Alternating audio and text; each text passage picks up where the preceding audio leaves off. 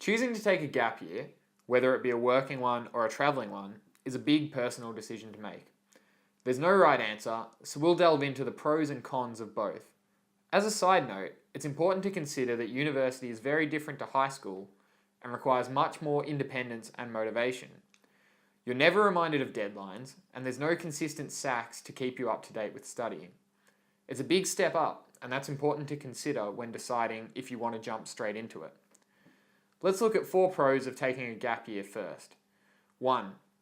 When you do arrive at university, you might perform better. Many students experience academic burnout after year 12. For some people, the last thing you want to do is stare at a textbook for another 3 years after the stresses of VCE. Taking a gap year will give your mind a break. When you do eventually arrive at university, you'll be ready to get back into it. It doesn't mean you'll definitely perform better, but studies definitely show that your chances are greater. 2. You'll realise what you love before you start studying. So many students go to university still unsure about their chosen course or career path. Your perspective as a high school student remains pretty narrow, so taking a gap year may allow you to experience a range of professions or experience a range of adventures that you've never had the opportunity of doing. A friend of mine took a working travelling gap year in which she toured the UK and parts of Africa. Upon return, she found a deep passion for journalism that she'd never considered before and only realised through travelling. 3. Make money. Many people choose to work for a year before going to university. It polishes up your resume, gives you much needed cash if you need to live away from home for uni, and gives you the freedom for the first time in your life to buy whatever you want without your parents breathing down your neck. Definitely worth some thought. Our seminars director, Hayley, decided to take a working gap year and said without it, she would have missed so many opportunities that she's now a part of. 4. Personal benefits.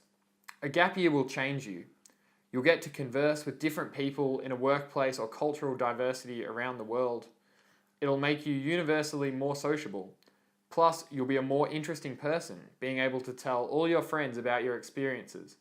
Furthermore, you'll be packed with a sense of independence, a skill so crucial at university. However, not everything's great about a gap year. Here are the cons. 1. Keep your momentum. For the past 13 years, your studying has been increasing with pace. You've got the momentum behind you to tackle university head on. You're in the habit of effective studying, completing practice papers, and so on, so you might as well make the most of this habit while it's still there. Taking a gap year will get you out of this habit, so it's worth some consideration. Many friends of mine that took a gap year simply never got around to going to university. They'd always had plans to study, but the temptation of a well-paying job just got the better of them. Don't get stuck in this mindset that this will never be me, because I've seen people say the exact same thing and then never look back. 2.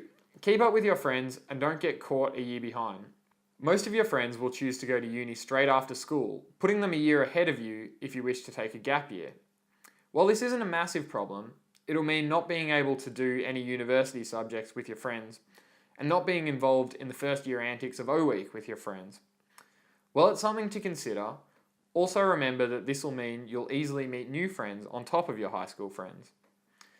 3. Become that in my gap year person. Many gap year takers can become those annoying in my gap year people.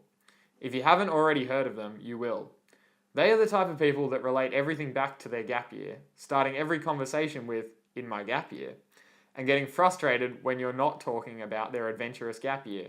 Be careful, you too might become this person. 4. You can achieve most of the pros of a gap year while still at university. University holidays are so long, you basically get a month off in the middle of the year and another 3 months off from December to March. This will give you ample opportunity to work and earn money, complete internship programs and travel.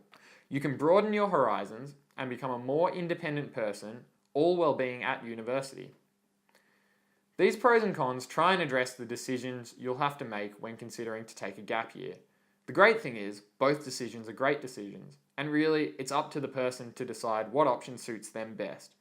Good luck and happy decision making.